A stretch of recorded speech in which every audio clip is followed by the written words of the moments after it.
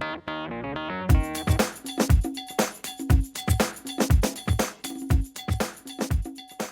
guys, it's Chef Uno. I'm back in the kitchen making some meringue. So meringue icing is one of those things that can be incredibly intimidating, so we're going to demystify that.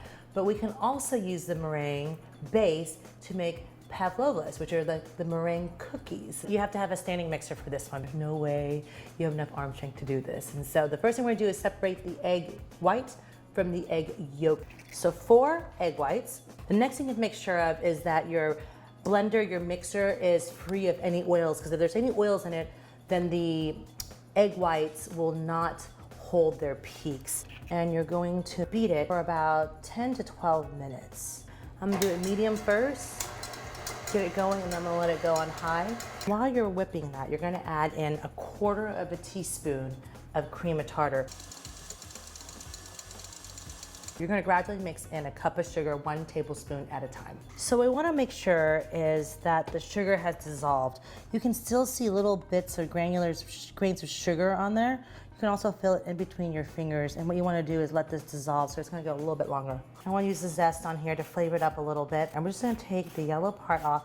That's where the flavor is, and we're going to add it into our meringue. That's about 1/2 teaspoon. I'm also gonna use 1 teaspoon of vanilla.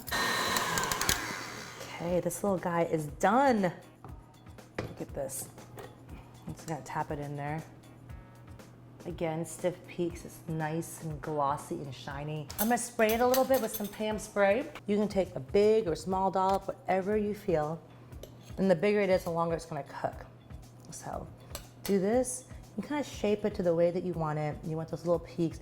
I like to make a little divot in there because I'm gonna fill it with some fruit or whipped cream. So it's gonna act like a little bowl. Perfect. I'm gonna put this in the oven, 200 degrees for 2 to 3 hours. So check back in two hours on it. Middle rack.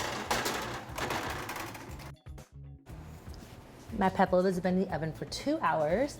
And then once it turned it off, I let it sit there for another hour so it can dry out. Look at how perfect and crisp these are. That's what you want. See how light that is on the inside? It's crunchy on the outside. It's still kind of soft in the middle. Yeah. You can eat these by themselves, but we're gonna fancy it up a little bit.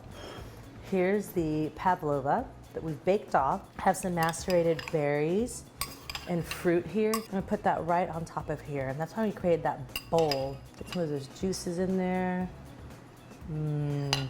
We have some homemade whipped cream. I love a little bit of fresh herbs, and so these are just some fresh basil that's been torn up.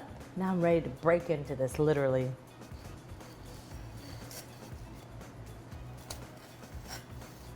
Now this is a ginormous bite.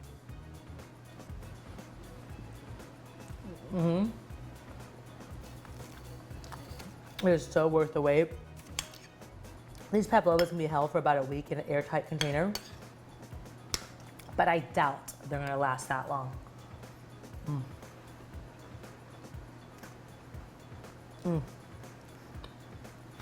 If you enjoyed this video, give it a like, comment below, share with your friends, make this #ChefUno.